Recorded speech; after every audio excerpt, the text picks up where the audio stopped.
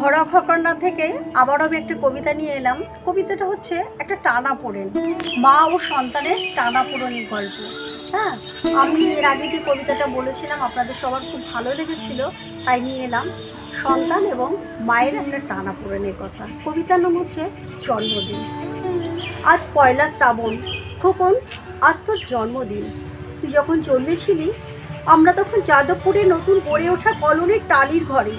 তো school master বাবা সে হ্যারিকেনের আলো জ্বালা আনন্দে খুশিতে ঝলমল হয়ে উঠেছিলেন। তুই আসার পর তোর নাম রেখেছিলেন সুকল্যাণ। মানুষটার মনটা ছিল শিশুর মতন, অভাবে অনুটনে বেঁচে থাকা নানা দুর্বিপাকে ভেঙে পড়তেন না কখনো। সকলের ভালো চাইতেন মন থেকে, বলতেন দেখো একদিন এই দেশের মানুষ ঠিক খুঁজে পাবে মুক্তি, পথ শোষণ থেকে মুক্তি, দারিদ্র থেকে মুক্তি, অশিক্ষা থেকে মুক্তি। আজ পয়লা শ্রাবণ, তখন আজকের জন্মদিন। ছোটবেলায় তোর মনে আছে আমাদের ভাঙা মেঝেতে বাক্স থেকে বের করা মেজমাসির হাতে তৈরি আসনটা পেতে দিতাম, সামনে রাখতাম ঠাকুরের আসনের প্রদীপখান। তুই বসতি বাবু হয়ে চুপটি করে, চোখে আমরা একে অপরে ধান দুর্গ দিয়ে মাথায় দিয়ে আশীর্বাদ করতাম। বাবা বলতেন বড় হও, মানুষ হও। তোর বাবা সেই ঘোষ কাকু বন্ধু, তিনি বলতেন বেঁচে পড়তে থাকো। জিজ্ঞেস করতিস মা পড়তে থাকা মানে কি মা? আমি শুধু তোর মাথায় ধান দুর্বাই দিতাম, বলতাম কিছু, শুধু মনে মনে বলতাম ঠাকুর আমার খোকনকে মস্ত বড় মানুষ করে দেবে। আমার খোকন যেন সত্যিকারের মানুষ হয়, ওর যেন কখনো কোনো বিপদ আপদ না হয়। অভাবের সংসারে ওই একটা দিন পয়লা শ্রাবণ, কষ্টের পয়সা একটু বাড়তি দুধ নিতাম, পায়েস রান্না করে দিতাম তোকে। তুই খুব ভালোবাসতিস পায়েস খেতে। তোর বাবা বাস স্ট্যান্ডের দোকান থেকে নিয়ে আসতেন তোর প্রিয় মিষ্টি ছানার গজা। সামান্য স্কুল মাস্টারিতে কি বা আয় হতো, ঘরে বসিয়ে ছাত্র পড়িয়ে আসতো কিছু। দাও দাও অভাবের আগুনে সেই রসদ করতে সময় লাগতো না। তোর বাবার জামা সেলাই করতাম আর বারবার বলতাম আসছে মাসে একটা জামা বানিয়ে নিও। উনি হেসে উঠে বলতেন বাদ দাও তো, খোকন বড় হচ্ছে, ওর জন্য ভাবছি দুধ রাখতে হবে আরও আছে করে। দুধে শক্তি বাড়ে, বুদ্ধি বাড়ে, শক্তি আর বুদ্ধি না হলে তোমার খোকন মস্ত বড় মানুষ হয়ে উঠবে কি করে? ভাবছি আরও দুটো টিউশনি নেব।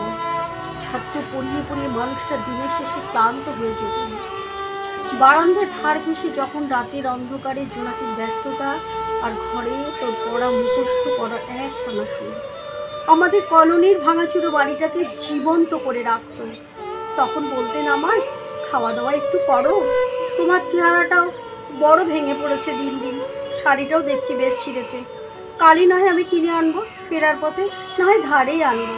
আমি বলতাম দূর, সামনে খোকনের উঁচু ক্লাস, কত বইপত্র কিনতে হবে, কত খরচ। এই দীর্ঘশ্বাস ফেলে চুপ হয়ে যেতেন। ঝিনুকেরা নিঃশব্দ অদৃশ্য আলোয় আলপনা আঁকত উঠোনের আগাছা ছোটে।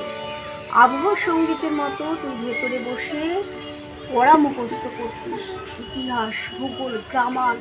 ঈশ্বর আমাদের নিরাশ করেননি, তুই কত বড় হলি, সব পরীক্ষায় কত ভালো ফল হলো তোর। বাবা বললেন আরো বড়, উচ্চ শিক্ষায় উচ্চ সম্মানের একমাত্র পথ। তুই আরো পড়লি, তারপর তোর মনে আছে তোর চাকরি হলো কত বড় অফিসে। খোকা প্রথম মাসে তুই মাইনে পেয়ে আমাদের জন্য কত কিছু কিনে এনেছিলিস। তখন তো আমরা উঠে এসেছিলাম এই শ্যামবাজারের বাড়িতে, দুটো আমরা বেশ সাজানো গোছানো বড় ফ্ল্যাট।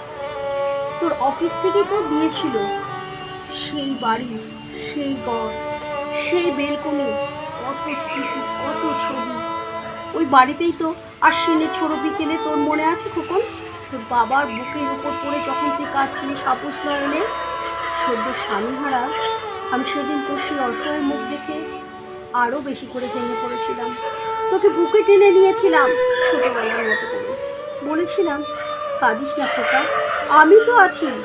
আজ পয়লা শ্রাবণ, কলকাতা থেকে অনেক দূরে মফস্বলে এই বৃদ্ধাশ্রমে আমি একবার একা, একেবারে একা। খোকন তোকে বড় দেখতে ইচ্ছে করছে রে, তোকে, বৌমাকে, ছোট্ট বিল্টুকে। তোরা এখন কত দূরে সল্টলেকের মার্বেল বসানোর ঝকঝকে বাড়িতে। আজকের জন্মদিনে নিশ্চয়ই খুব বড় পার্টি হচ্ছে, তাই না রে খোকন? লোকজন, হইচই, খাওয়া দাওয়া খুব ভালো। খোকন, আজ পয়লা শ্রাবণ। আমার বড় মনে পড়ছে যাদবপুরের ভাঙা ঘরে রাতে তুই আমার পাশে শুয়ে মাঝে মধ্যে হঠাৎ খুব ভয় পেয়ে জড়িয়ে ধরতিস আমাকে। আমি বলতাম, ভয় কি রে, আমি তো আছি, মা তো আছে খোকনের। যার মা থাকে তাকে কি ভূতে ধরে? তুই নিশ্চিন্ত হয়ে ঘুমিয়ে পড়তিস আমার বুক ধরে।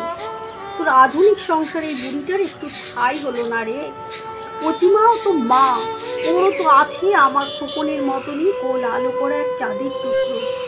কিন্তু সময়ের কি আশ্চর্য পরিবর্তন।